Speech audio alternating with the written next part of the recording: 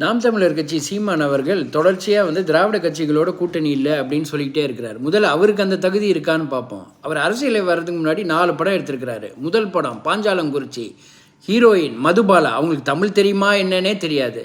2வது படம் இனியவலே, சுப்புலக்ஷ்மிங்கிறவங்க பெங்காலி,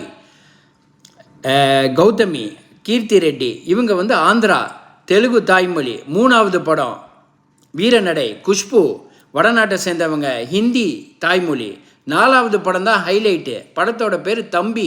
இந்த படத்தோட ஹீரோயின் யாருன்னு பார்த்தீங்கன்னா பூஜா. நம்ம தமிழர்களை கொன்று கூச்சாரு ராஜபக்சே, அவரோட தாய்மொழி சிங்களம். அந்த இனத்தை சேர்ந்தவருக்கு ஹீரோயின் சான்ஸ் கொடுக்குறாரு.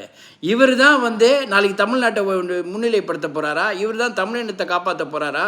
ஏன் உங்களுக்கெல்லாம் 4 படத்தில் ஒரு தமிழ் பெண் கூட உங்களுக்கெல்லாம் ஹீரோயினாக தெரியலையா? நீங்கள் தான் நாளைக்கு தமிழ்நாட்டை ஆள போகிறீங்களா?